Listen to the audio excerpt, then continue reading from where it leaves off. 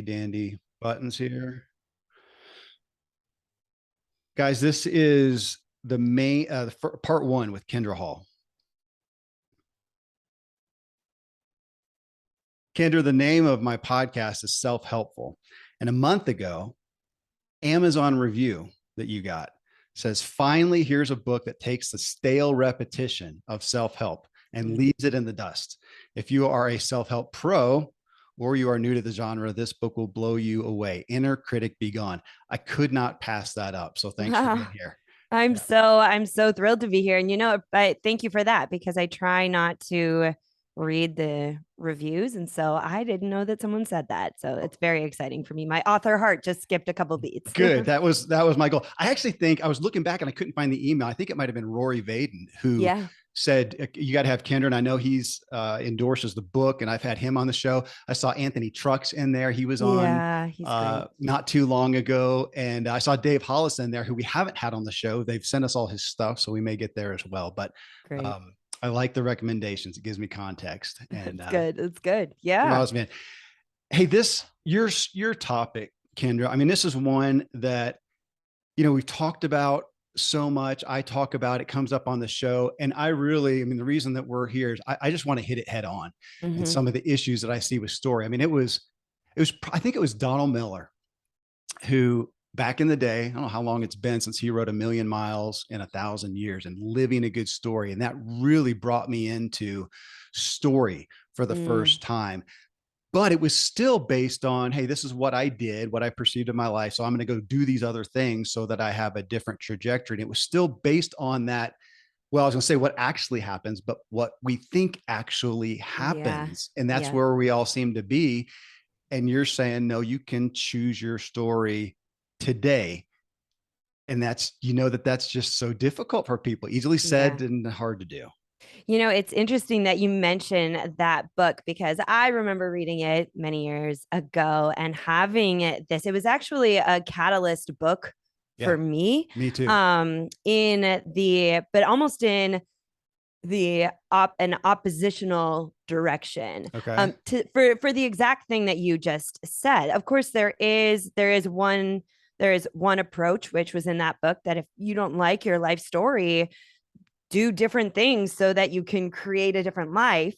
And for me, I remember thinking, but there's so much in our life already, material there that we can use. And so often we overlook the stories of where we've already been, what we've already accomplished, what we've already overcome.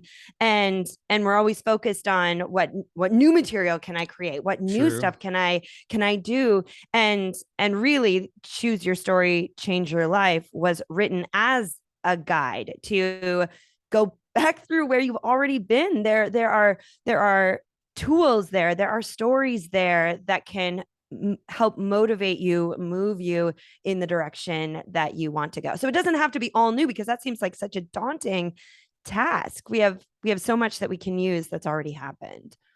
Well, obviously I agree. That's why you're here. Yeah. And why I've been digging in your book.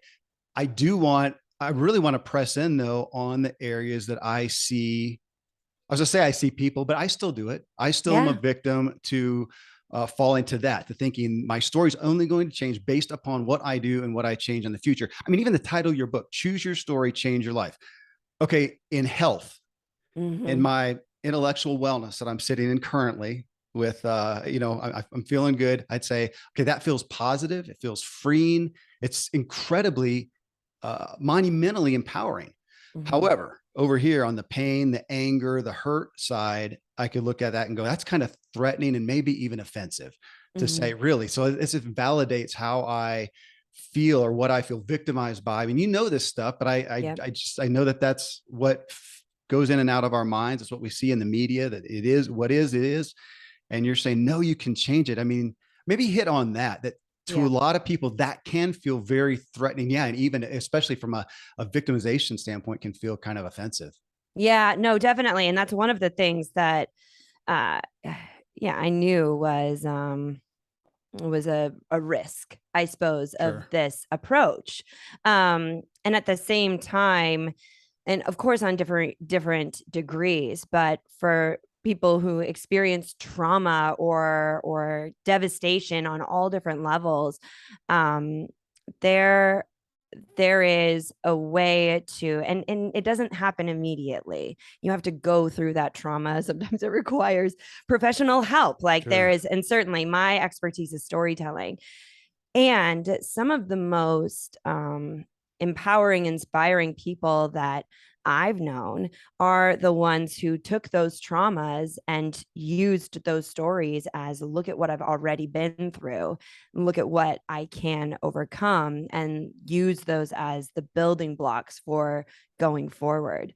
Um, and and how, when you are ready for that, how empowering that really can be. So speak to that, being ready for that. So here I am with a trauma that has handicapped me, that is tragic. I mean, of course we've got trauma on a spectrum, and we can Yeah. have something very technically non-tragic that's debilitating for someone. Either way, they're sitting in that trauma.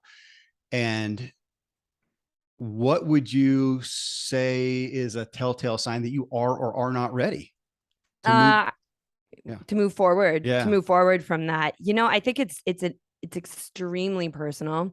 It's extremely individualized. But there is a feeling, that feeling of being the victim of your story. Yeah. And sometimes that is the feeling that we need to feel, and we wrap ourselves in that. It's a feeling that is allows for healing and all of the things that we need to recover from that. um but when the point comes when you're ready for the next thing, when you're ready to move next, forward, up, over, whatever that is, then that is a symbol to you. That's a signal to say, okay, how can I look at what pieces of this trauma, what pieces of this story are keeping me where I am, and what pieces of it can I use, even if they're fragments, to uh, move me forward. It's interesting. I was just having, and this is tangential in a way, but it was on my mind just a couple of days ago. We were listening to, my kids and I were working on an art project together, and we were listening to the Hamilton soundtrack. Yeah. They love listening to that Hamilton soundtrack, and they know it well, and they know the whole story. And my son, he's 11, he said, "You know what, mama, so many of the founding fathers had really terrible things happen." He was asking about the line where Hamilton's like, "My mom died, my dad left, my cousin killed himself when I was living with him. I had Yeah. to, and all of those." And he said, and he just rose to such great Yeah. heights. And even he then was thinking to himself, like, wow, that, because you have, there's two options there. It can be, well, I can't get anywhere because all these terrible things have happened to me, or because of these terrible things I've found ways up and around or through or beyond these terrible things, and I can use those stories to keep me going in the right direction. I like how you said pieces of that, because if we look at these, let's look at just baseline, traumas that somebody was neglected, abused, orphaned, they were poor, they were bullied, they were raped, they were cheated on, whatever it is. I mean, those things happen. And you do a great job, I feel like, in the book of, you're not saying to take that and, oh, make something nice out of that, Yeah, no. but the pieces of it, to say, okay, Yep. that was terrible, that was horrific, I would never wish that on anyone, I wish it didn't happen to me, but what from that can I use? Is that fair? It's elementary, but Yep, is that fair? exactly.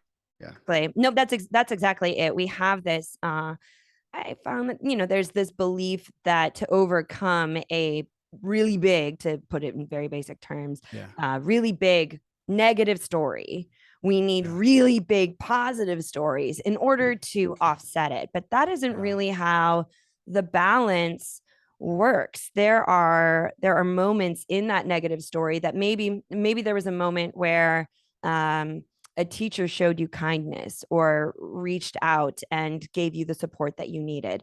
Maybe there was a moment of ingenuity in your own self where you figured something out that helped you uh, survive whatever it was. And those very small moments that could be seen then as positive pieces of that story, they can get lost in the bigness and the vastness of the negative, which is fine and totally like that's the normal thing. However, there is an opportunity to go back and say, okay, there was this really terrible thing that happened, but there was this really great moment with this person. Lean into that story, retell that story, and say, if you're use it as a rung of the ladder to climb out, or if you're facing another situation, instead of going back to this always happens to me, this negative thing always happens to me, go back to the piece of that story where when something terrible is happening,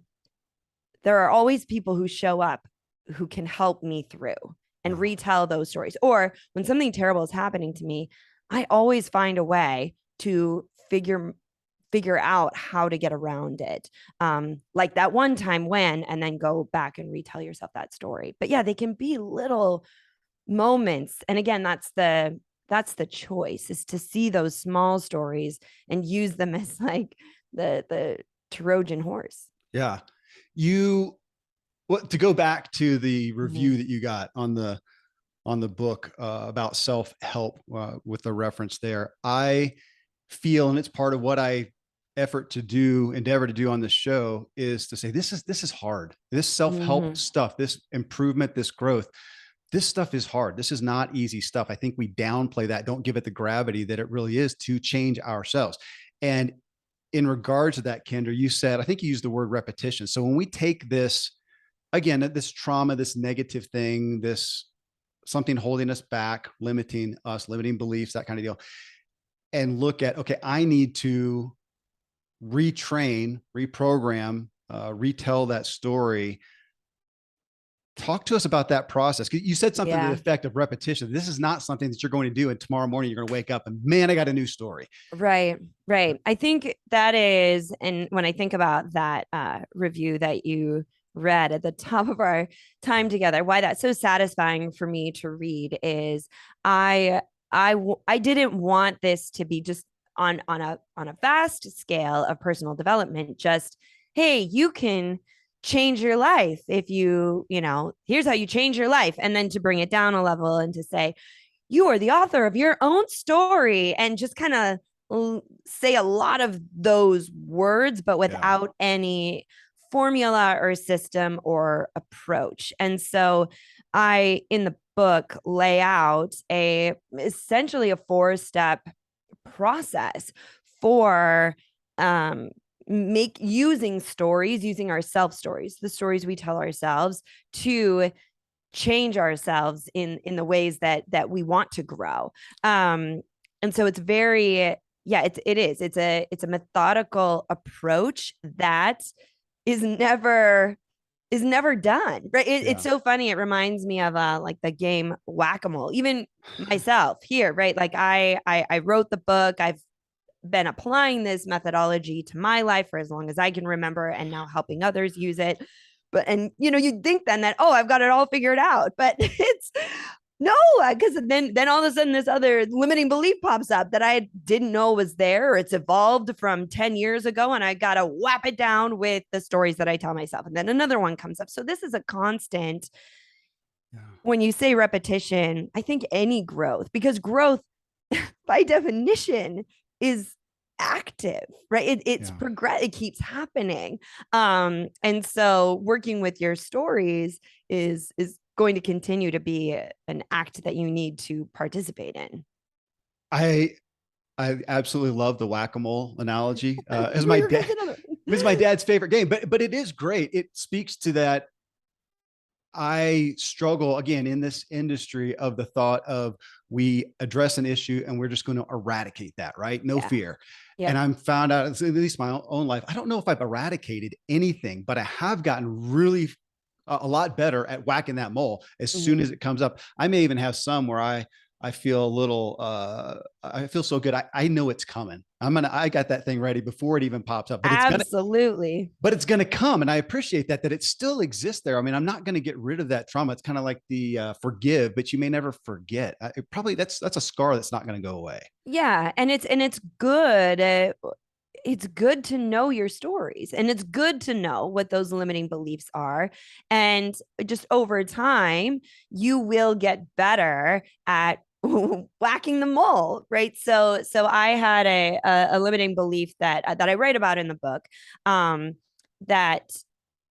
I know. So I have many, but one that I always struggle with is, or that I struggled with for a really long time, was related to imposter syndrome. Yeah. And in particular, which I think many people struggle with, and in particular, the physical manifestation of it before I would give a keynote speech. Now, keep in mind a little bit of background. I was on the speech team as a child. Like, I have been speaking my in like 30 years, for exactly 30 years. So this is not something I'm new at. I am in no way an imposter at it. I've spoken competitively. I've spoken for many audiences, for many different, of many different sizes and many different industries. Like, this is something I am extremely good at. And yet, for a long time, every time I'd be standing backstage about to go on stage to give my presentation, my keynote, sometimes it was days leading up to it. Sometimes it was weeks leading up to a particular keynote I would go into. And I knew it was so dramatic that my husband, when it was days or weeks leading up, he would say, "Oh, okay, we're going into the dark place," because I would just crumble from the inside out with that inner critic of, "You don't belong there. You don't have anything to offer them. Who do you think you are? They're going to see right through you." And my area of expertise, of course, is storytelling. So I was always talking to audiences about storytelling in business. And despite the fact that I'd been doing that for years, that I had the research that it was really debilitating, to the point where I almost thought I should quit my job because I was so miserable. Now, keep in mind, this is a job I am extremely good at. This is a job I was meant to, I made it up myself. Like, I created my dream job. I was really good at it, and I wanted to quit. And it was all because of um, a, an inner critic that was allowed to run rampant. And so I used self stories to silence that critic and make it so that the imposter syndrome really had no power over me anymore. And it required repetition. It required, so I had a few chosen stories. We can talk about that more in depth if you'd like.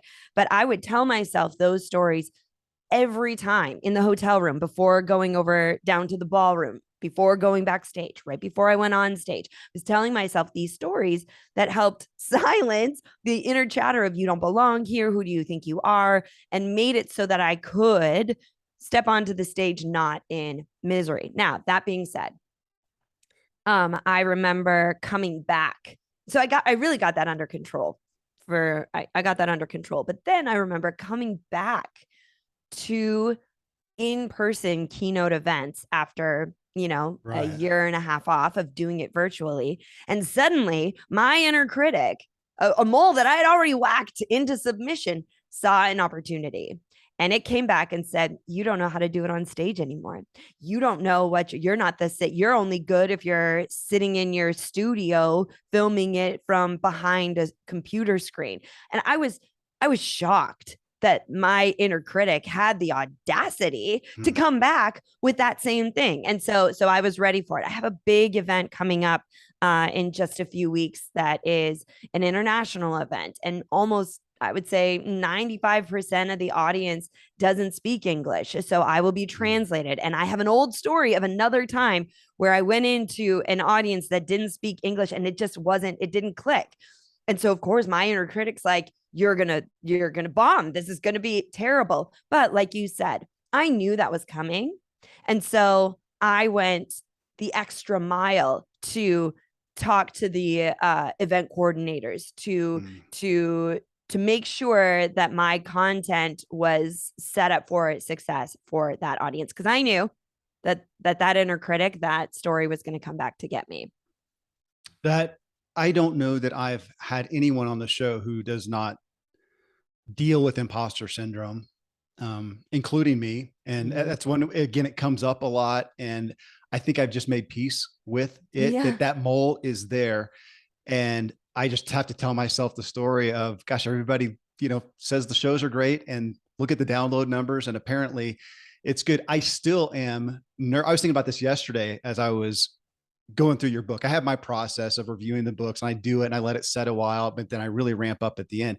And I have a little I've had a little nervousness since yesterday that I know is not going to end until you pop onto the camera and we say hi. Exactly. Then Yep. I'm Yep. good. Yeah. But I have to remember that story and go, Kevin, you're going to, have your little nervousness and wonder if it's going to be good. And then you're going to go in and do what you do well. And I have to remind myself, and it's so weird. Again, but it goes against that eradication. I have not gotten rid of it. Am I going to be here in 20 years?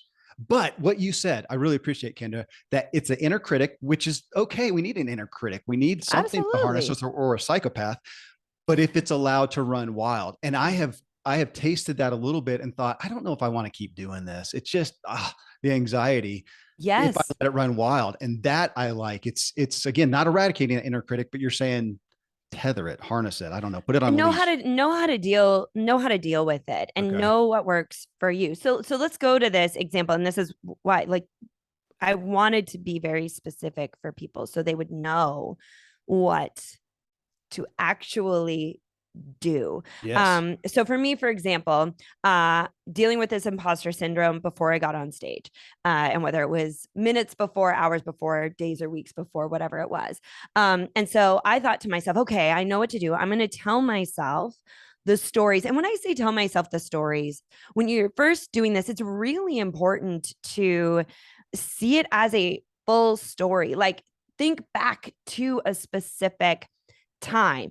So you could think back to the most recent interview you did when the face popped up on the computer screen and Yeah. you were like, oh, there he or she is. Oh, right, I know exactly. And to see it in that detail, to Yeah. retell it to yourself as you would tell a story to a kid going to bed at night, with the details, with the emotions, so that it really sticks, it's memorable. And so for me, what I tried doing was telling myself the stories of times that I got on stage and the audiences loved me, I got hired for another event, or I got a standing ovation, or the energy was just, because there's some interviews where it's just like, oh, that was so good, and then you get the responses, and people are loving it. So I did that. I told myself those stories. You know what? Didn't work. Hmm. My inner critic is evolved enough to say, yeah, that worked that time. However, you were wearing different shoes and you were in this kind of ballroom, not a convention center. And Yeah. the audience was 50% women versus 75% men. And my inner critic is so advanced, which all of us have. Our inner critics are advanced in different areas of our life. That those stories of, wow, I know that I'm really great, didn't didn't put a dent. It almost made it worse. So I had to approach it in with a different story. So instead, I went back through my career and found stories of times when things went totally wrong Hmm. and I still nailed it. So I have a story of a time that I woke up at like 3 a.m. the morning before a huge keynote with a brand new agent. There were a lot of people I needed to impress. And it was my first time speaking for a tech company. And it wasn't 60 minutes, which is my normal amount of time. It was 90, which is difficult. And I woke up at 3 a.m. with the stomach flu. Oh man. Like, the I won't go into the details, but it was not good. Wow. Um, and I was at that time, I had a little rental car. I was in rural Midwest. And so I showed up at the sound check, which was at 7 a.m. And I said, everybody, you need to stand back. Things aren't good. This was before everyone was in masks. This All is right. many years ago.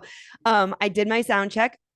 I found an urgent care, raced to the urgent care. They tested me for whatever. They gave me medicine that would stop the nausea, raced back to the event, told the AV crew to put a bucket off stage for me. And if I happened to walk towards that bucket, I know this is graphic, Yeah. but this is what I had to be that detailed. If I walked towards that bucket, they were supposed to turn off my microphone so that not everybody needed to hear what was happening over there. Wow. So it was, and I crushed that one. I had another one of a time that my flights got canceled. I had like 2 hours of sleep and I was speaking for 10,000 people and I crushed that event. Another one when all the power went out. There was no power, no microphone, no slides, no nothing. And I could keep going. And those were the only stories that were good enough when I relived them in my mind that my critic was like, yeah, you're right. And not only that, it also reshaped, which is a really important part of this whole conversation, is that it reshaped so that if things do go terribly awry, wow, I am going to have a story to tell. I'll have another story that I can use to remind myself of the fact that I really belong here. So it was only those stories that would quiet the inner critic. And knowing that about yourself, trying a few stories on for size is a really important part of defeating Yeah. That loud voice in your head. I've never thought of it.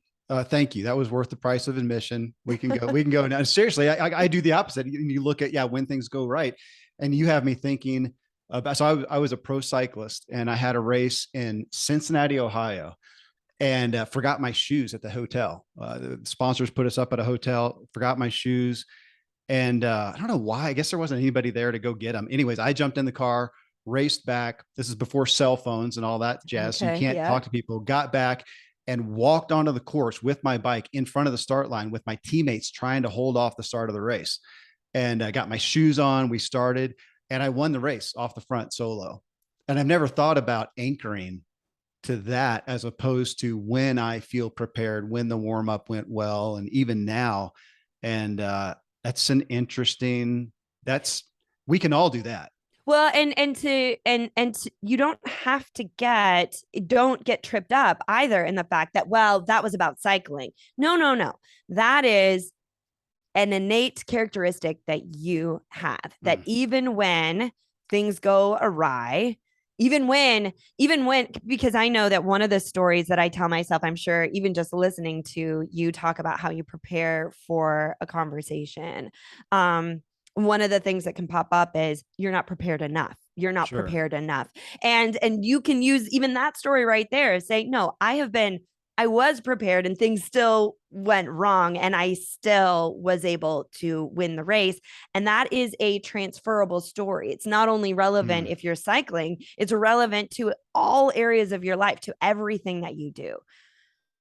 You saying your inner critic was evolved enough. That's a hot button for me. I find that I don't know if it's fair to say, but the more intellectual, even self-aware people are the ones that are often most prone to discount themselves. And yet I find it's not that they're negative. It's just they're smart. They're smart enough to go, yeah, but this could happen. So they're good at planning. They're good at looking out for what could go wrong. And they do that and discount themselves. Meanwhile, somebody who may not be as self-aware just goes along and paints a good story and goes and does it. And we're sitting here feeling stupid. And this occurred to me. I actually I have an upcoming book and I write about an instance in there with somebody I was part of an organization and somebody I didn't think real highly of. I didn't think they were real smart and intellectual, and doggone it, they went and just blew everybody away. And it left me sitting there going, we're so smart. It's hurting us. Yeah. Yep. Yeah.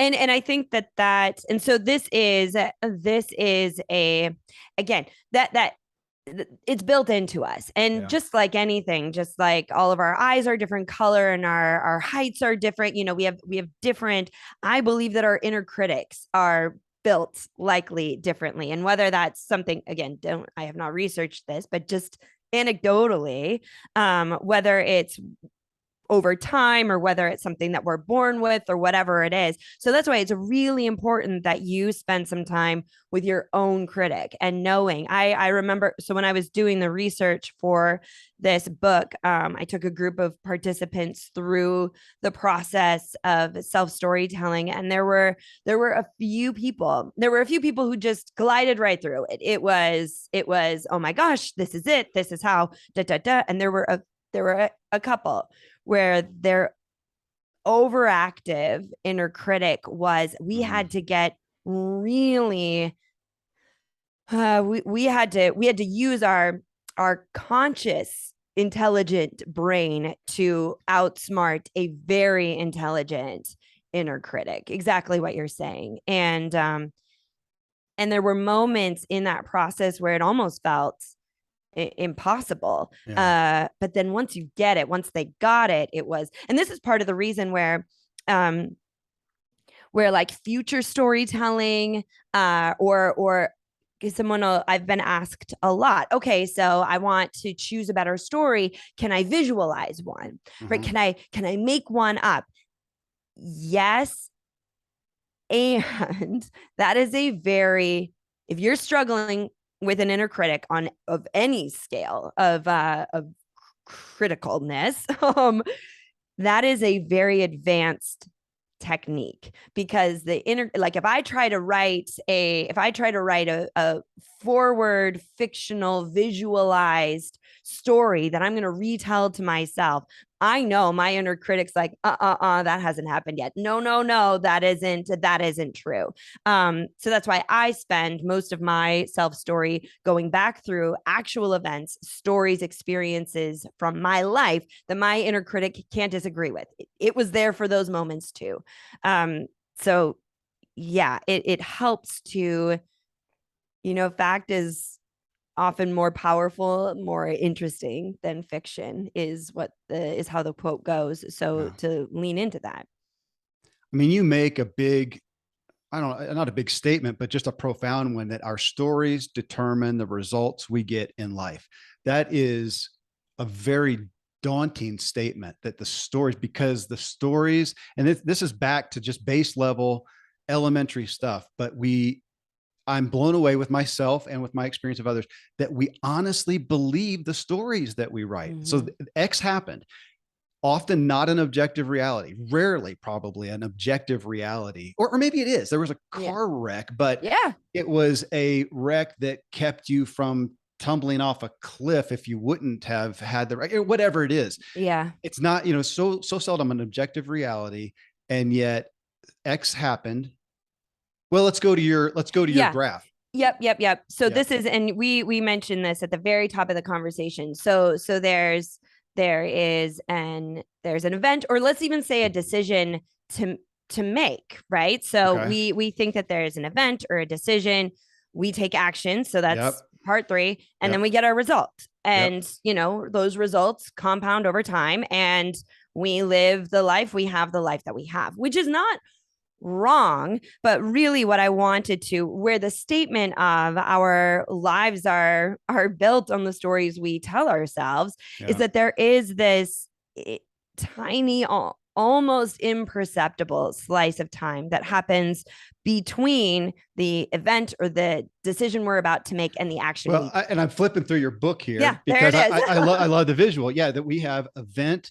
This happened. Here's my response. Here's a result. I mean, that is hardwired into it. It's amazing that even as I think about my kids, I mean, that is just our innate nature. This event happened. Here's my response. And here's a result, and it's a fact. Yeah. I believe it. It happened, and of course, you have two different people who saw that. I mean, I've experienced this. My gosh, if you're in a marriage, you've experienced this, that the X happened, and you relate it to somebody, your spouse relates it next day, and you're going, what on earth are you talking about? Yeah. And these polarized things. And of course, then you start the debate about the objective reality that doesn't Yeah. exist. It was just an event that we each have as you put in there, and I'm looking at your little graphic drawing here, the story in between the event and the response is pretty much everything. Well, and we can, and the key here is that those stories happen subconsciously. We Yeah. tell ourselves stories so that we take or don't take certain actions, and that then is the delta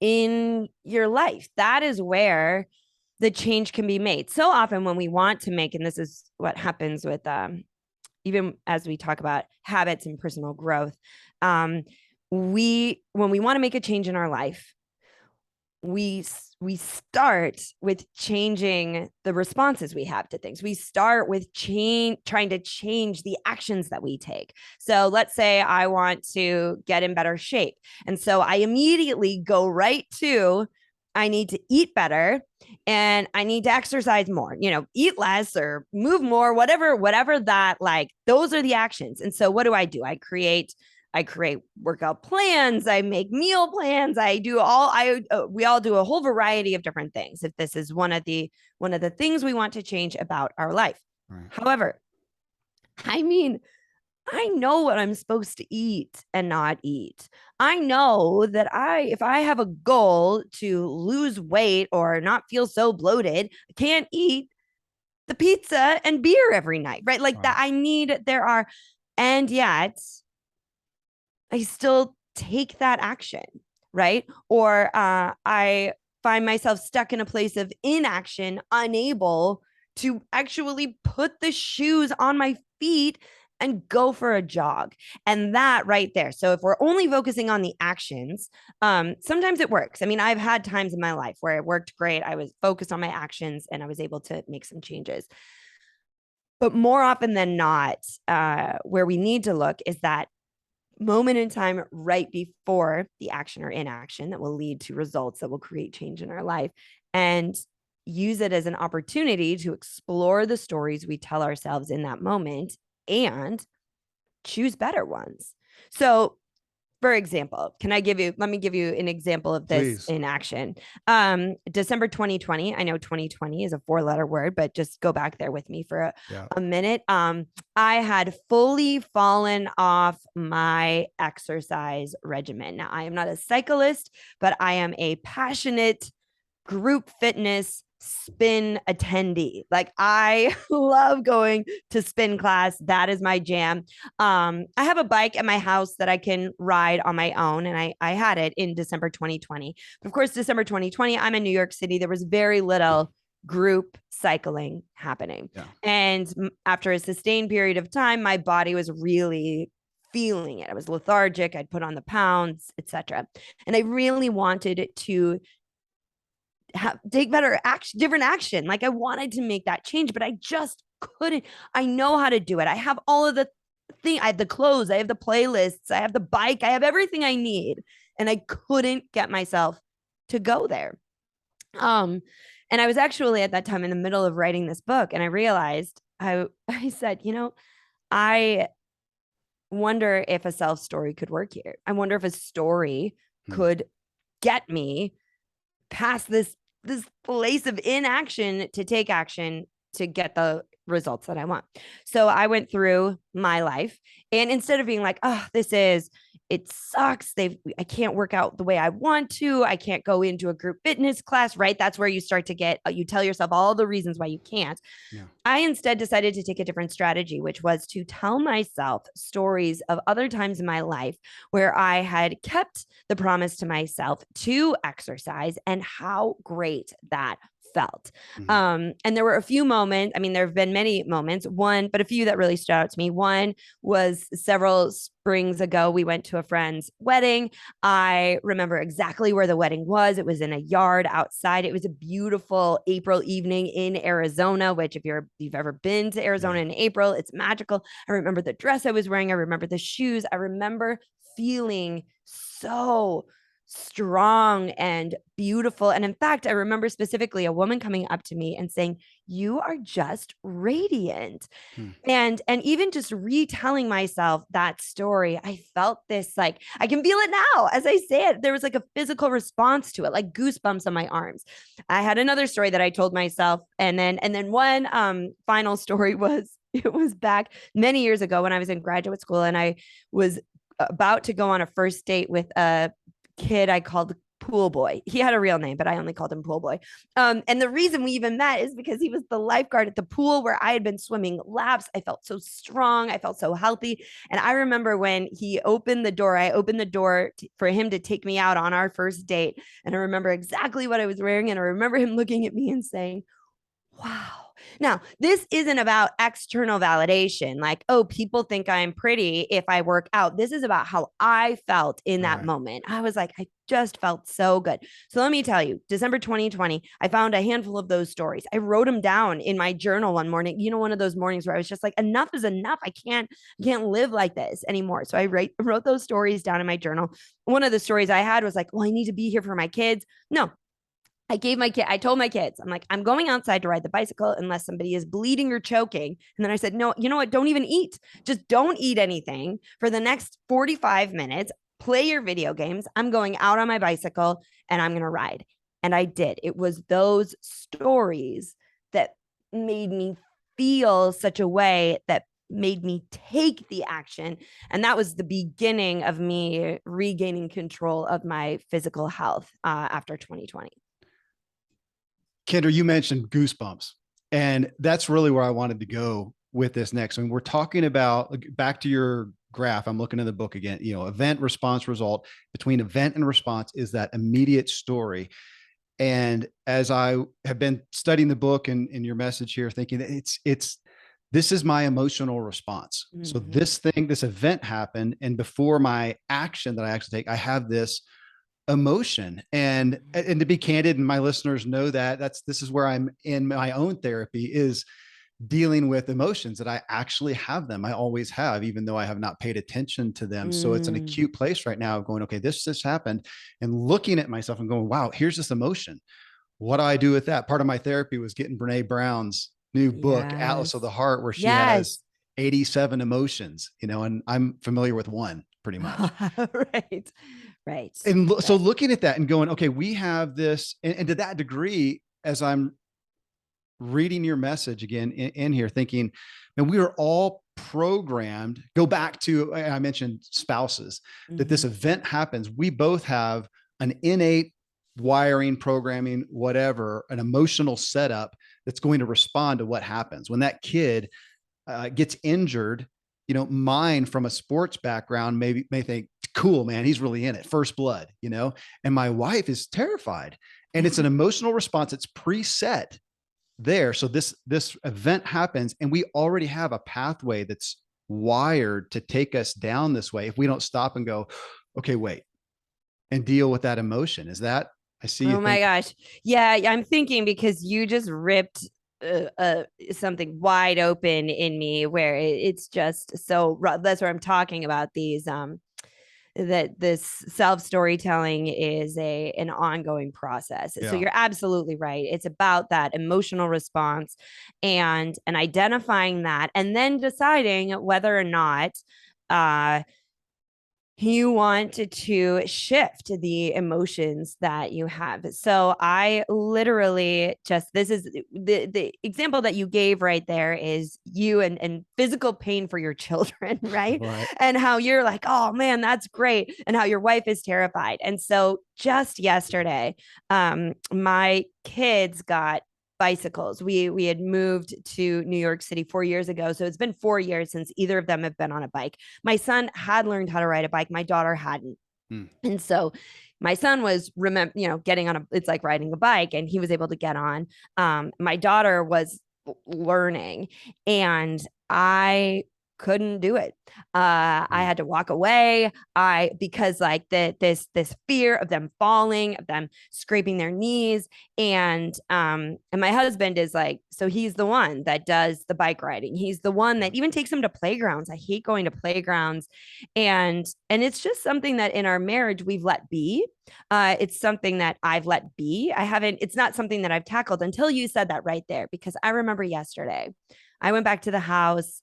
And I thought to myself, it was a whisper on the wind. So I didn't even really, to say I thought to myself is giving it too much weight. It was a whisper on the wind that I let go because I didn't want to deal with it, that said, I wish I could be there watching my daughter learn something new on her, like learn how to ride a bike. I wish I could be there, but it went away. And I'm so bogged down in these emotions about not wanting to see them have physical pain. And so, so now I have a choice to make. And this is where, like, I'm ready to not feel that way. So can I briefly go through? So here's the process. You're going to watch this have in real time here. Great. The 4-step process is to catch a self-story in the actors, catch a limiting belief. The second step is to analyze it. Where is this where's the story coming from? Is it real? The third one is to choose better stories, choose a chosen story, to not have it be a subconscious, invisible automation, but to take back control of the story you're telling yourself there. And then step 4, which you had mentioned earlier, is I call it installation, but essentially it is a intentional repetition to choose this chosen story again and again. So for me, right there, you saw me catch it. I'm like, wait, I have this thing where mama doesn't watch physical events because she can't handle you getting hurt. Right. Okay. Well, do I want that anymore in my life? Maybe not. So now the next step is to analyze, where does that come from?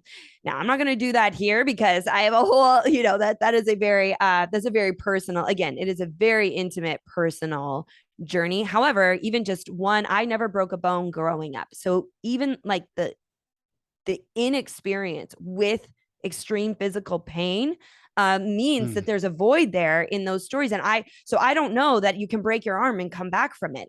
The only broken bone story I have is when my brother broke his arm, and it was really traumatic personally for me. And I'd forgotten about that story until we were talking about it right here, right now. Right. So I'm like, okay, where is this coming from? I can go deeper into where those stories are. I can get an outsider's perspective. I can ask my husband. I could ask my parents. I could ask my brother about his experience. He was the one who actually broke his arm. And then comes the act of choosing better stories. And then what I would do is anytime now the kids want to ride their bicycle for that 4th step, I would sit down be like, you know what? I'll meet you out there. And I would retell myself whatever those stories are that I've chosen that will make me feel comfortable enough to sit there and watch them scrape their knee if that's what happens. It's interesting. You cited you had a brother who broke his arm. Is really traumatic for you. So I do a lot in the health and wellness industry. My studio here is in a medical building with a buddy. And we had a lady come in one time working on allergies. So generally, to make a quick example, some people are allergic to bee stings, right? I get a bee sting and it's, it hurts and whatever. And somebody else does, and it's an anaphylactic, type reaction. And her work, and which I won't go into, but just the concept is, she said so often she can go in and do this test and find out, in this case, your body is not literally allergic to a bee sting. But what you'll find is there was such an emotional response. You got a bee sting, your mom or dad, whatever, who's terrified of bees, just went ballistic and grabbed you up and raced you to the ER. And the trauma of that, your body reacted to that and caused an allergy type response. And now today you do have a bad response, but it's not your body's genetic makeup. It was created through that trauma. And to me, that was just holy crap. That opens up mind blowing, right? Yeah, totally. And this is, we can talk off camera about, I want to know more about that research. I'm going to see if I can look that up. But yeah, exactly. Like it is. And these things express, and it can be something so small. And it is, and it's crazy when we think back, and it's something that we don't often do, but so one of the activities, or one of the actions that I hope people take through the course of reading this and internalizing it, is to actually stop for a moment and look back on their life. And we will be shocked at how many stories we hold on to. So I can say, I say to, it comes up, I say, all right, for example, did you ever have to do physical fitness testing when you were in elementary school? Yeah. And everyone says, oh yeah. And then the next, whether they're an athlete or whether they aren't, then the next question is, what do you remember?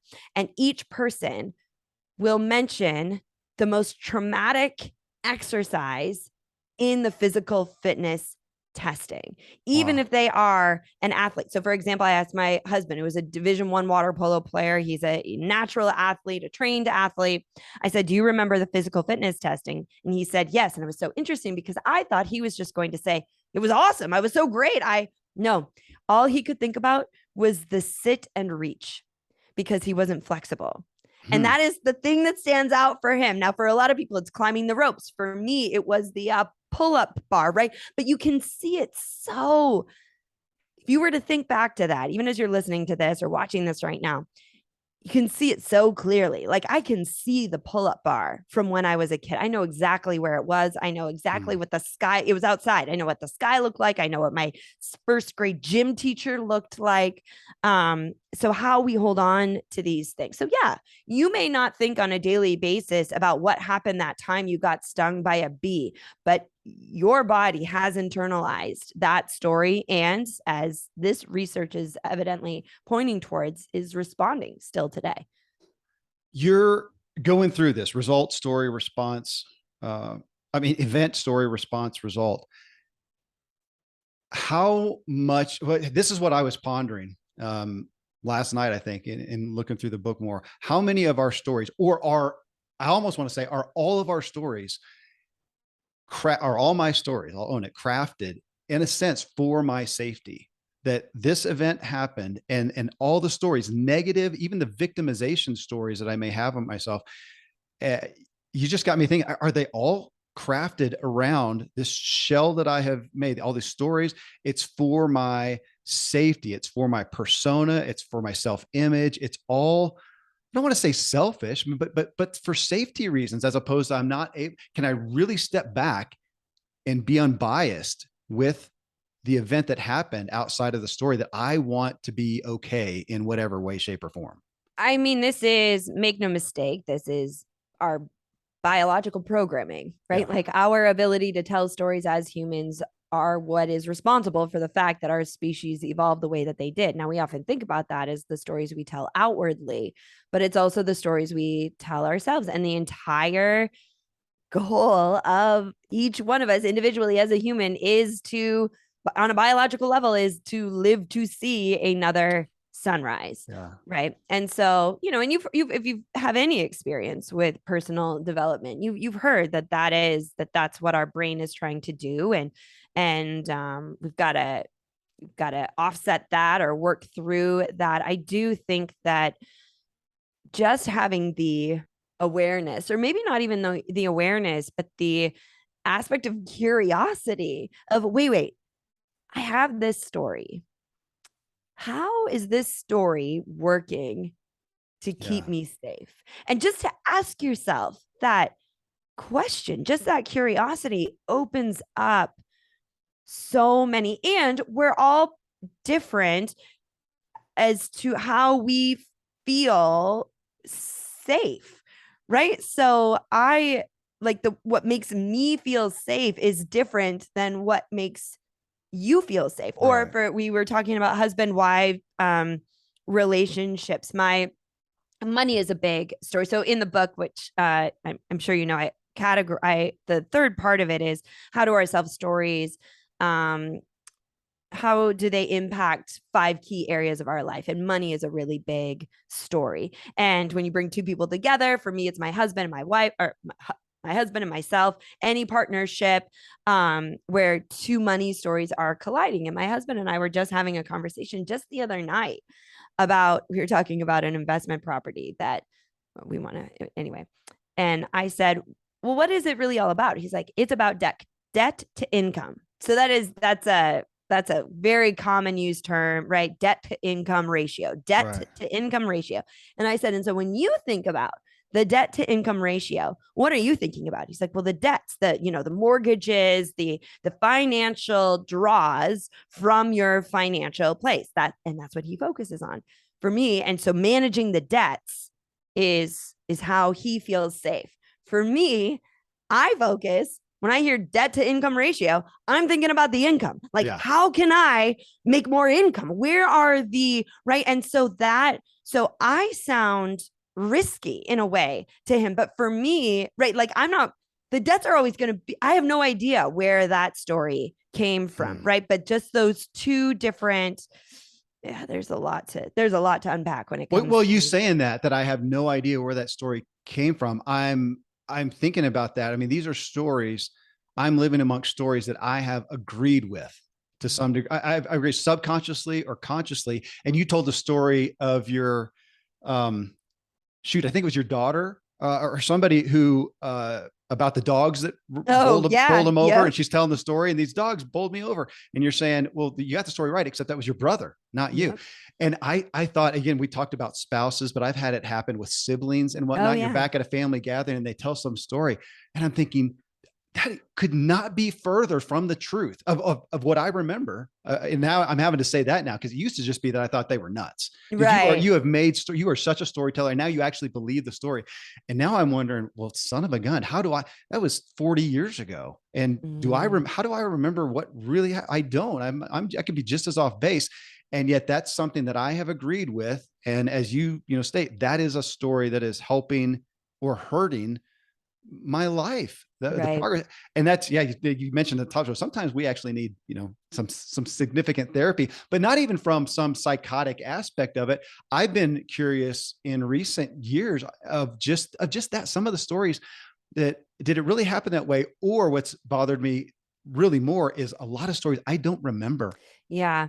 And I think that this is where from well, first here's a little to-do item for any of your important relationships, be they personal, be they familial, professional, whenever a really great exercise is to get into a safe space with each other where this isn't nobody's accusing anyone, you're not mad at it's not an airing of grievances, but rather an opportunity to exchange stories, not exchange Okay. different stories, but to exchange the different versions of the same story, and how and it takes some art and finesse, right, to and self-awareness to say, wow, I thought it was this way and you are crazy, instead of that to say, whoa, okay, this is your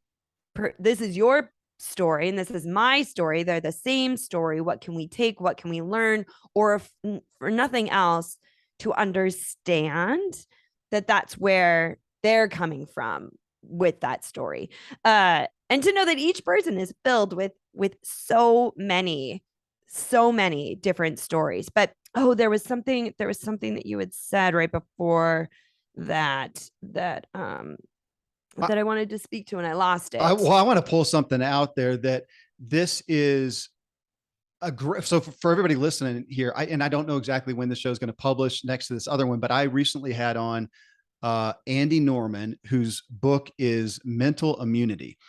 And my primary focus is actually the second part of his book, and it's on belief. And to me, it's a great tie-in to everybody who's going to hear this podcast, read the book, a great tie-in, because he's taken to task our beliefs and how so many of our beliefs are not an unbiased belief. It's not fact. It's not an objective reality, but it's a belief. And we have kind of go into the safety aspect. We have attached it to our self-image, Mm-hmm. which is at a height with, say, religion or politics, where we're generally off the farm in looking at an objective reality, because this thing is tied to me. And to Mm-hmm. be able to in humility, really to take it and put it on the table and be Mm-hmm. willing to sift it out, that's a big deal.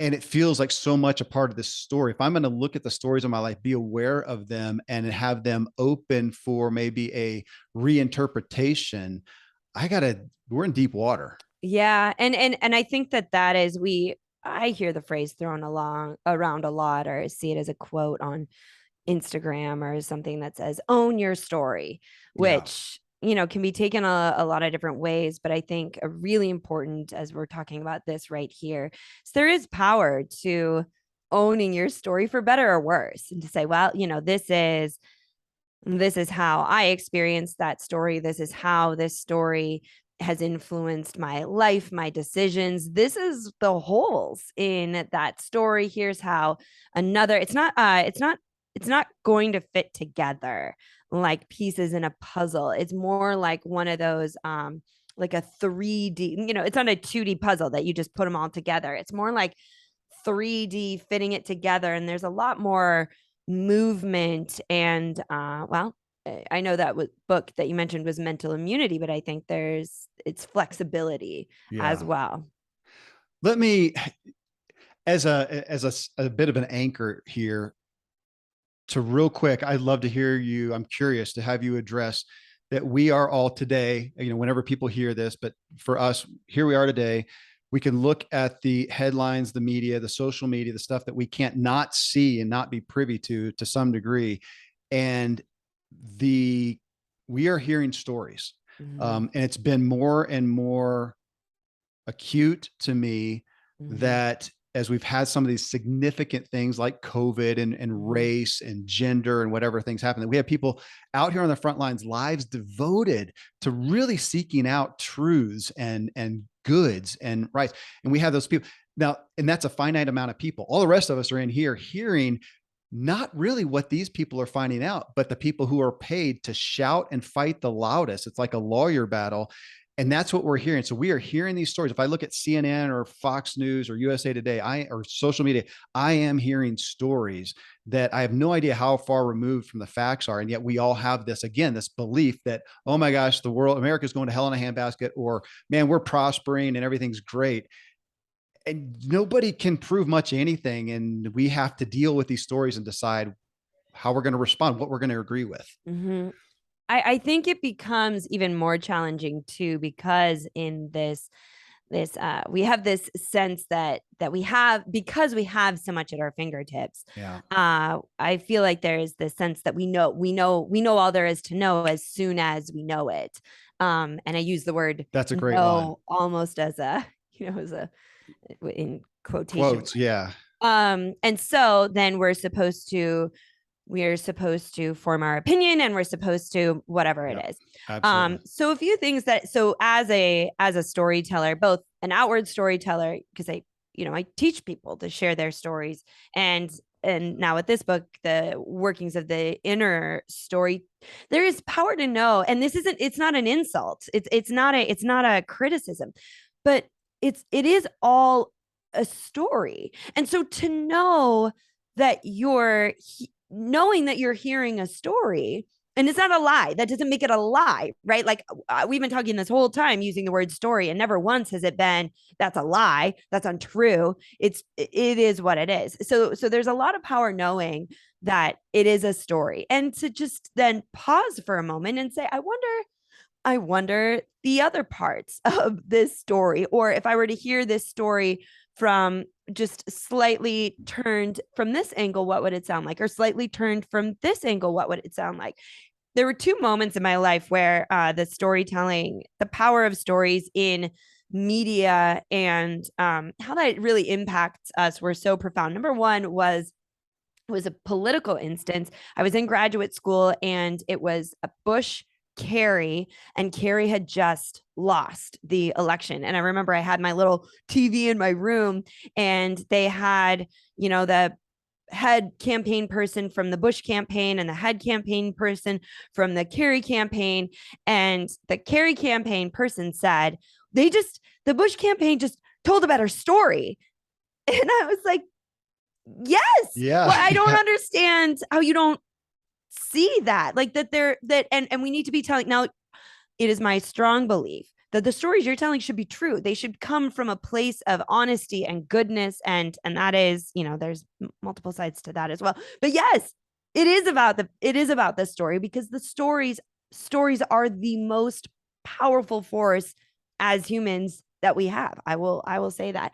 The second big moment was during COVID at the beginning, and my family and I were in New York City, right? We were the epicenter. We were living our lives here in an apartment on the Upper East Side, quarantined, going out, the whole thing. And we would often go out to Central Park to, just get fresh air. We were certainly allowed to do that. And I could always tell when there had been an announcement or some news story went out, because all of my friends from all over the country, because I've lived in many places, the phone calls, they would all come in within like 3 minutes of each other. It was, how are you doing? Do you have food? Do you have, and I go to the point where I would look at my husband, my kids would be, running around, we'd be outside. And I would say, oh, there must have been a press conference.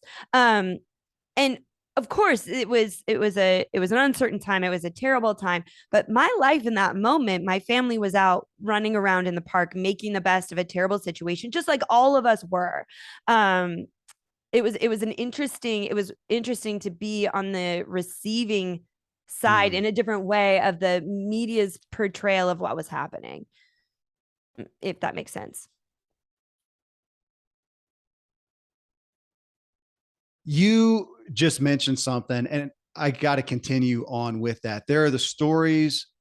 We're talking about the stories that we have, that we've agreed with, that we've engaged, we've embraced. We're talking about the stories that are out there in the media. And we've got to, you know, this really well, and I want you to speak to it. How many of the stories that we are living that are not ours, that are and we could easily go to the expectations, you know, of parents and the exposure of our upbringing and whatnot. And how many stories, I think I'm continue to be surprised at how many stories I was given by other people that I just agreed with. And it's made me really sensitive. We've talked about parenting and kids, to the stories I'm giving my kids, even to the point now of, I'm really grateful for the opportunity with my more adult kids to say, look, guys, you have lived under my story. I don't know how to not do that. The best I can do really is just to tell you, you've been living under my story. You've got to question it now and give that to them. But that's,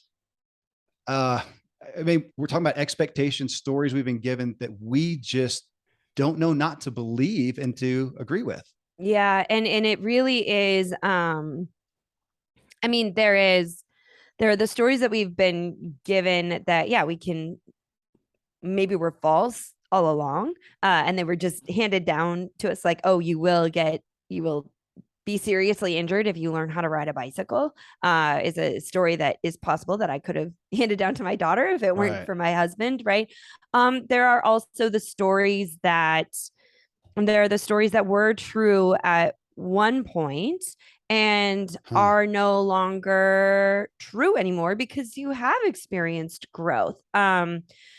And I think the main thing to remember, to take away from this is, and this goes all the way back to the beginning, because if you are bumping up against what an invisible barrier, right? You feel like the puppy who's wearing the collar, who can't figure out Yeah. why you can't leave your yard, and you have no idea that there has been invisible fencing put That's a in. great analogy. Okay. So whenever you feel that, like that confusion that the puppy would feel, that is a sign to you that it's possible, it's likely that you're dealing with some self stories that either don't fit anymore or never fit, or that definitely are no longer serving you. And that is your cue to engage in that 4-part process, which is like, okay, what is the belief that I have here? Where is this coming from? Analyze those stories, choose better ones, and install them. So, for example, recently I spent some time with my mother, who I love. I was very fortunate to be raised in a loving, supportive home. My parents have been married. I should know how long they've been married. It's either 40 years or 50 years. I'm not great at the math, but they've Yeah. been married a long time. And I was growing up, I was always a very intense child in that I was always extremely busy. I was an overachiever. I made any project at school bigger, longer than it needed to be. I was in every club. At one point, my senior year of high school, I was taking 2 AP classes at once, just because. So I would go to half of one, and then for the first half, and then I would go to the other half, or I would go to one for 3 days and then go to the other one for 2. And so it was, and as a result, there were multiple times in particularly my high school years, where I had like physical ailments. One was Yeah. a pleurisy, which is Yeah. an illness that's only for older people, where it's the inflammation of the cartilage between your ribs. But I was so stressed all the time, that so busy, so full, that my body just went into hyper protest. I threw my back out several times.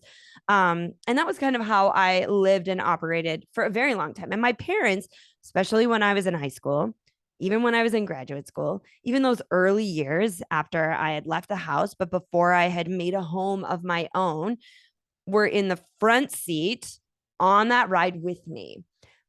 Then I got married. I bought my own home. I had my own kids. I went on my own path, and they became secondary characters in my story, which Hmm. meant that they didn't see the day-to-day work that I did on myself to pay attention to when I was pushing too hard, to pull back, to say the discipline of saying no to things, because it's how it's so much harder to say no, right? To just say no, I don't want to go to coffee with you. No, I don't want to be on that committee. No, I don't Yeah. need another whatever it is. They didn't see that. And so recently my mother and I were together.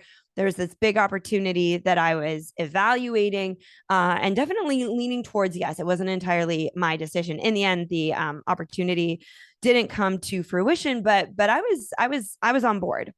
And my mother, I could tell, like she was at my house and she was like, well, I don't know. You always push yourself. I don't want you to push yourself so hard that then, the big one comes. And I'm like, big one, what? Like I have a heart attack. Like, what are you saying about this? And I was feeling that, like I was angry. I was frustrated. I was like, what?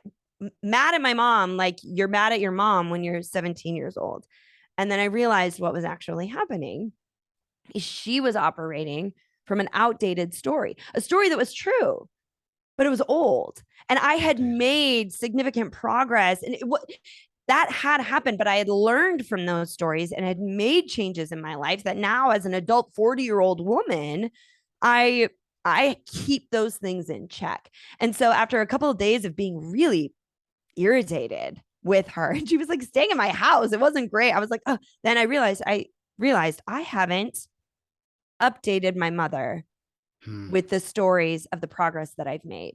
And so she was stuck in an old one. Now, Hmm. what could have happened if I hadn't realized that, if I hadn't been aware enough of my own, A, catching that friction, B, being aware enough of where those stories were coming from her, knowing that those are a part of my history, I very well could have based a decision out of fear of, oh my gosh, maybe she's right. She knows me better than anyone. Um, and that would have been the wrong way to base a decision. Those are decisions. When you make decisions that way, that leads to resentment. It deteriorates relationships. Because I know about stories, and now you will too, I was able to say, oh, hold on. And I wasn't mad at her once I figured this out. She just didn't have the stories. So I equipped her with specific moments in my life since being 18 years old and now Yeah. being 40, where no, I've learned from those stories. Here are the new ones. And we were able to come to a very positive place. But it is when our stories, there's two sides to this. Our stories do exist in a vacuum.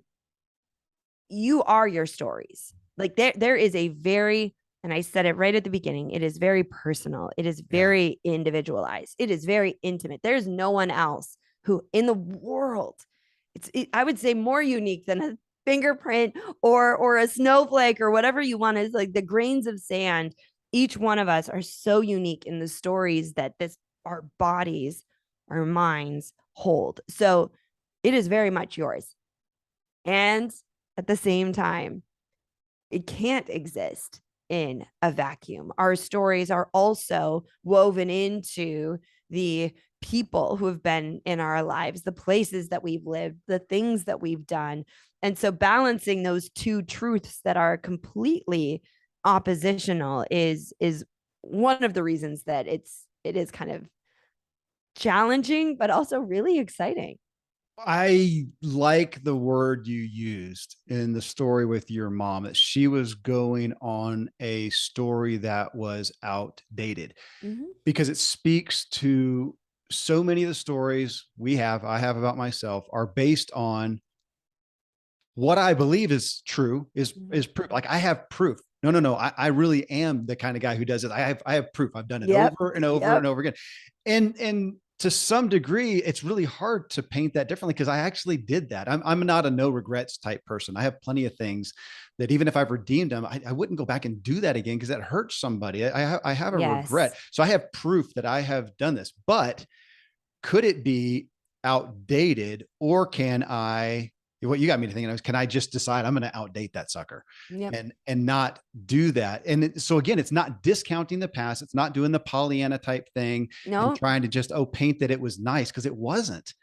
But I can outdate that. And I also like that you made the effort, you cared enough for the integrity of the relationship to share that with your mother. How relevant would that be for a lot of us to not go on her misinformation, but also to care enough about the relationship to say, look, I've changed, or I am changing, or I'm endeavoring to change with that story. I want to outdate that, or it is outdated.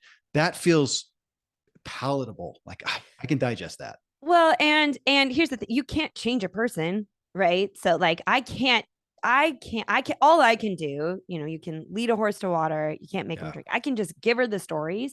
It's entirely possible that she's my mother. Here's the thing. Again, go back to the stories that we default to. Sometimes we don't even recognize, as you were saying, our own updates, right? Because the story we default to is the one that is going to keep us the safest. So it Yeah. is the one that's going to, like, if we've updated and now we can do this thing and this thing and this thing, our humanness wants to keep us safe. So it's going to keep bringing you back until you physically retrain it, or psychologically retrain it to adopt and refer to the updated one. The thing is, but with giving those stories to my mother, for example, in this situation, she may or may not update her story of me. And it could be frustrating in the future to be like, I gave you those stories. Come on, Yeah. update it. But this update has happened for me over the course of decades. Yeah. I can't necessarily expect that. So think about this from an interpersonal, as you said, you value the relationship enough. In doing this, I can also allow for grace, and to say, because where relationships really fall apart is that you're mad at yourself for allowing their story to still have power over you. But once I figured that out, that story had no more power. I was like, oh, I get it. I see where this is coming from. Okay. And she cares about me. She wants me as well. She's my mother. I think that's actually probably more primal than our own desire to keep our safe, as a mother's desire to do that. But should we run into that challenge again, as it's known to do in relationships, it doesn't have to destroy us. I can approach that with grace, and I don't even have to say it. I can just say in my own head, there it is. It's that outdoor dated story again. She's so sweet. She's so precious. And, offer it up and move on with my life without having it tear the relationship apart. Well, okay. On that outdated story too, you have me thinking about, there's some stories I need to give. The experience, maybe it was an objective reality. Maybe it literally was. I literally experienced it. That is really what happened. But could I give it another chance? I was reading the book somewhere. I was thinking about with kids or with people. No, it was my kids. They were just with friends who don't eat vegetables. I said, what did you have? He said, they're never there. Not even like salad. They had one once, but nobody ate it but us. And I'm going, really? And it got me thinking about this story that, let's take Brussels sprouts and asparagus, right? The ugly stepchildren of all vegetables. Yeah. And how many people, you're not a fan. I know. I can't. The asparagus thing, I just can't do it. It is it can be, well, hold on. Here's my story. Okay. Kindra. Okay. You ready? Yeah. How many people have made that decision off the church potluck or the family Thanksgiving or whatever? And the Brussels sprouts and asparagus were horrific. They were slimy. They were bland. They were whatever. Yeah. Now, let me make you some Brussels sprouts and asparagus. If you ever come to Colorado, let me make you some. And or I've got multiple people, and give it another chance. But how often can we apply that to life? We had this experience. What you experienced was legit. And if you experience it again, it'll be the same again and you won't like it. But can you experience it a different way? And okay. Yeah, I think that so first of all, in my defense, I love asparagus going in. I struggle with asparagus going out. It just makes pee smell. Oh, it's I'm sorry. Disgusting. It is. So that's the only thing. That's my problem with asparagus. I just legit. So now I That's just fair. like hold my breath when I go to the bathroom. I Yeah, drink you've lots of got water and to. it's fine. But so that's, I mean, lots of bodily As a function talk guy, I try here. to do it outside Yeah, if there I you can. okay. Yeah, Well, well, you would sorry. be in Colorado, that might be okay. Here in the Yeah, city, that would be a problem. I'd You be would the guy in the corner next to the pub. you Like, would. I no, think officer, I'm not drunk. It's just it's asparagus. just asparagus. Nobody wants and then you get even more trouble because even the officer would be like, dude, now the whole neighborhood's Yeah, gonna that's smell. terrible. Okay, that's fair. So, but yeah, so here's the reality. If there is, so you know me, I'm the storyteller, so I'm going to use story. Please. If if there's a story that you have that is holding you back, and it's time to retest it, right? Whether it's Yeah. broccoli, Brussels sprouts, asparagus. For me, it was skiing. Now I can't remember. It's likely that I told this story in the book, but I went on one ski trip in fourth grade and I went with my dad. He was a chaperone and he was supposed to be teaching me to ski and it was terrible. It was a terrible, terrible experience. Which many fathers and daughters, I'm sure, have had wonderful teaching to ski experiences. And I'm sure many, equally as many, have had terrible ones. That's what I did. And so a story was born that, oh, you hate skiing. And Right. I believe that story. He believed that story. It was just so fourth grade. And then and then I met my husband. He loves to ski. He grew up skiing. We got invited to go on a ski trip. And he was like, well, I said, no, I hate to ski. And he said, when have you ever gone skiing? I'm like, I went in fourth grade and I hated it. And he's like, I don't think so. That's not going to cut it. You got to come skiing with us. So I went skiing and I did lessons and I really enjoyed the lessons. Yeah. So I was like, oh, okay, that was great. But that was pretty much the extent of it. And then we went skiing again a couple of years later with family. And I'm like, okay, I'll try this again. And this time I did a lesson the first half of the day and then I went skiing the second half. I was going down the hill and I can do it. I'm an athletic enough person. Like I can ski. It's fine. I was going down the hill and all these people are like whizzing by me. It was not Colorado. It was Utah. It was Park City. Yeah. And people were they were flying, but it was just chaos. And I'm going down the hill. I can do it. I'm like, I just don't like this. This is not fun for me. Like I do not want to be here right now. And then you add into it, like it's expensive. Skiing's expensive. It's so much work. And for me, it was just not worth it. And so I came to the same conclusion. I don't like skiing. However, there were so many holes in that old story that it was important that I explored to see if I could update it. Cause that's what Michael said to me. He's like, no, our family is going to go on ski trips and you just can't say, no, I don't ski. Cause that one time in fourth grade, but then after several opportunities for a new story, I just learned, you know what? I don't love skiing. And maybe if we go, I'll take a lesson for half the day and then spend the other half of the day in the lodge and be perfectly happy with it. So it is possible that you have stories, you test them, and the stories stick. They remain true. And then but you can even tell as I tell this story, there's no and that was the responses that I got from people after going through this process is they said life just felt smoother. Yeah. There was less of the angst, the tension, right? Because I'm like, yeah, you know what? I don't like skiing. And I can just say it with a smile on my face instead of, no, I don't like skiing. That defensiveness that comes with untested stories. No, I love that. The spirit behind it, that again, if we look at those things, how many things have I agreed with based on that one negative experience or whatnot, that now I'm going to give it another chance. And I might decide I still don't like that, but at least I'm in agreement with it. And there's some peace behind it. That's worth its weight in gold. And just so you know, I'm talking to you from the mountains of Colorado. I know. I knew that. I remembered that you said you invited me to Colorado. So my wife doesn't ski, okay. And she's tried and she wants to. She just doesn't like it. She doesn't like speed and the danger. Yeah. And she doesn't get it. But she has said, "Hey, we'll go," and I get to enjoy the hot tub, exactly. glass of wine, and I'm still open to. It could have just been that particular. Because I did go skiing another time. Now that I think about it, it was in Santa Fe, and the hill. It was just like a local hill. It wasn't There weren't hundreds of people. And so I was like, maybe I'm going to test that again because I don't remember hating that. Yeah. So I could try it again, but maybe it kind of depends on the environment as well, like a quieter place versus. Yeah. There's lots of activities, Yeah, if, exactly. yeah, if Why? it's a, Why?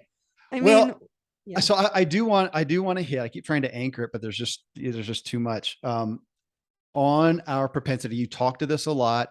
It comes up as a self-help show. So it comes up a lot, but just to hit on how much of our stories are weighted by, influenced by, flavored by our negativity bias. And you talked about, you work in the media.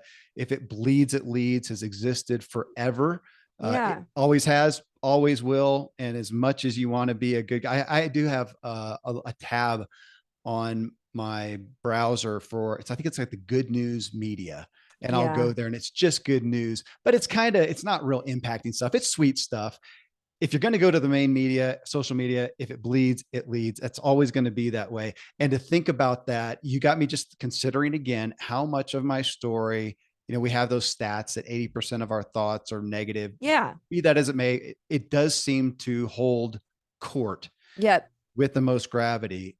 And even just you giving us that awareness that the majority of your stories do, what's the way to say it, have a negative anchor. I mean, it's just what Yeah. grabs our emotions. Yeah, they are. Again, we are programmed to be safe. And Yeah. so your brain is going to catalog and Yeah. bring to the surface more frequently negative experiences. And it could be something as small. That's I told you at the beginning. I don't read the reviews on the book. Right. Um, because I know well enough that there could be, 500 5-star, oh my gosh, this book changed my life, and 2 reviews that are like, I tore it up and used it to cook roast marshmallows, or even worse, or whatever it was.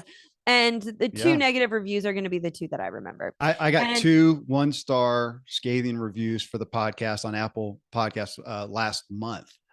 Lots of great ones, but I couldn't tell so you what the great ones say. So that's just it. So, I Yeah. mean, maybe on a day where I want but see, I don't need to go to the comments section to improve my writing. I have people who I trust, Mm. who I can send my writing to, like on the next book, and say, "Hey, what do you think of this?" Who have written books before, or who have done a lot of reading, or are experts in this field, who will give me the feedback. But back to the original question. Yes. So this is, our brains are programmed to pay more attention to negative because we learn more from negative experiences. We can take more away. They just hold more weight, which is fine. And I think that, especially, if you're someone, and if you're listening to this now or watching this now, certainly you're into this. Personal development, we can really beat ourselves up about the fact that we only listen to the negative. I could beat myself up about the fact that I don't read my reviews because I don't want to read the negative ones and be like, I need to have a thicker skin. I Mm. should. And so knowing that our stories shape so much of our actions, and therefore our results, and therefore our lives. Don't beat yourself up about the fact that you pay attention to the negative stories more. Just give yourself a nod that, hey, it means you're a human. Bravo. However, what that knowledge then does show us is that we have to put additional effort into, which is the whole reason I wrote the book, the whole reason I did the research. We have to put additional effort into seeking out the positive stories. I see Mm. this a lot with people myself included, people who are who are growth oriented. And there's the old phrase, don't focus on the successes of yesterday. Don't tell me about the successes of yesterday. What are you going to do tomorrow? Which is valid. You can't, you need to be thinking about tomorrow. But if you never, swear that becomes extremely detrimental. If you never pay attention, if you never celebrate, if you never revisit, if you never write down, if you never retell even yourself the stories of your successes, the Mm. positive things that have happened to you, they're already more likely to be forgotten, you will never hear from them again, right? So we have to reorient, refocus our energy to go back and look at the successes that we've had, the challenges we've overcome. And I'm even talking about in the smallest moments. So for example, there is a New York City right now. It's no, so we can look at this in a different way, like a very a concrete way. Concrete jungle. Concrete. No pun intended. But in New York City, it's no surprise. We do have a crime. We do have a crime issue. I don't spend much time on the media, but I spend a lot of time walking the streets, and the streets are a little bit different, as are the subways. And we were taking our kids somewhere. We took the subway because that's the best mode of transportation in so many instances. And there was just a really sketchy, scary guy on the subway. And it was an uncomfortable situation. We got the kids off. We decided to take a different car. Anyway. But I know that one negative story experience on the subway will stick with, and it wasn't even terrible, but it was just bad enough that is what my kids will remember. That is what they'll think about. That is what will shape their decision about their experience with New York City in the subway. And so it was shaping mine. And so I made an additional effort then to pay attention to moments on the subway, which are most of them, where someone is being helpful, where someone is being kind. Like just later that day, we had to take the train back up, and we're like running to catch the door. I'm a mom, I've got 2 kids, and this guy like saw us trying to squeeze in before the doors closed, and he like pushed a bunch of people back a little bit so we could jump on. There was another time where I was trying to figure out if a train was going uptown or downtown, and I could just pop my head in the car and being like, are you going up or down? And they're like, downtown. I'm like, thanks, I got to get uptown over here. Like these moments of people helping each other and showing kindness, there are so many more of them, but my brain will focus on that one, right? That one negative one. And so whether it's the subway or whether it's entrepreneurial endeavors or whether it's relationships, it does require knowing what you know about your brain. It does require that because remember, the stories you tell yourself are going to influence the actions you take, which will affect the results that you get, which will impact the life that you have. It's going to require that you spend more time on the positive ones, seek them out, retell yourself the small ones when they happen. That's the lesson to take away from. And I'm thinking, and as I'm sitting here, as you're talking, Kindra, and I'm thinking about the different areas of my life as you go through in the book, that there are areas of my life, something bad happens and man, I can just brush by it. No big deal. I'm here. I'm Mr. Perseverant, discipline, whatever. And yet in the other areas of my life where I am less secure, I am so prone to take that negative thing and go, I'm out, man. That happened. Yeah. Never a subway again. And it's that absolution. And I see that. And yet we want to classify somebody as doing that or not. And I'm looking at my own life and go, man, there's some areas where I am not that at all. I am Mr. Perseverance. I can blow it off and go in this area. But over here, man, I am weak little church mouse, and I'm so have that propensity to make that absolution. And what you mentioned about, it made me think of Rick Hansen. I don't know if you know Rick Hansen. He wrote the book Hardwiring Happiness, and his primary takeaway I took from it, we talk about gratitude journals and a lot of those things, but can I take that positive thing and go, oh yeah, that's awesome, and go, wait, stop. Let's sit in this. I got to sit in this for 60 seconds. Or one of the kids was yelling the other day, you got to come see the sunset. And in the moment, I just didn't want to. And I'm thinking, that's the dumbest thing. What was I doing? Go out there and look where we live. Revel in it. But I don't tend to do that. And yet we do it on the negative. I replay that 1,000 times. Actually, I think it was I don't know if I'm imagining it was an interview with Matthew McConaughey in his book, Green Lights. And he talked about that whole book is written on his journal, and his habit of journaling, essentially. And one of the things that he said in that interview is he didn't just journal. And it really stood out to me. And of course, I was in the process of writing my own book. it wasn't just that he was journaling about when bad things happened, which is what so many of us do, right? I Yeah. write to work things out. Yeah. But he made it a point to write about when amazing things happened. Mm. And as I have, in my adult years realized I mean, when I was younger, it was all about broken hearts. That was all my journals, like starting in fourth Mm. grade, all the way through college, was just like my heart getting broken over and over again. But now, as I'm older, really spending time on writing in my journal about things that were just Mm. amazing, things that were so exciting, and I also use Instagram. I use social media. As a diary of sorts to write down. So even today, so I wrote a little story. I had an appointment to get to. So I walked to Second Avenue. I had to get down south. Second Avenue goes south. I was standing on the corner, and apparently I was in some like taxi cab desert. There was not a cab I stood there for 10 minutes. I was going to be late for my appointment. I was so frustrated.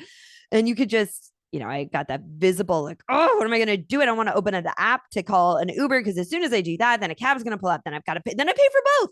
Like, what am I? And I was just and all of a sudden, this guy in a delivery truck just makes, because I'm standing right on the corner, makes a turn. He's turning left, and his face is like right by my face. And he says, they need to call you a limousine.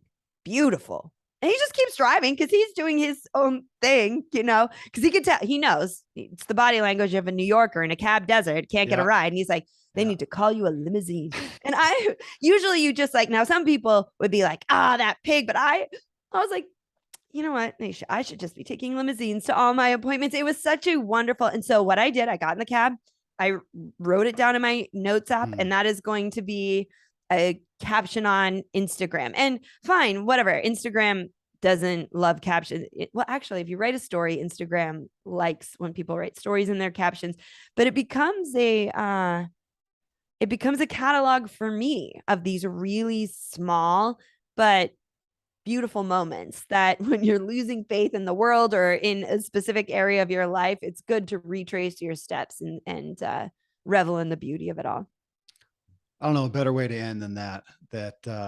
To especially as we're talking about our negativity bias, which I'm so much more aware of, so aware that we're inundated with the media of any type these days with negativity.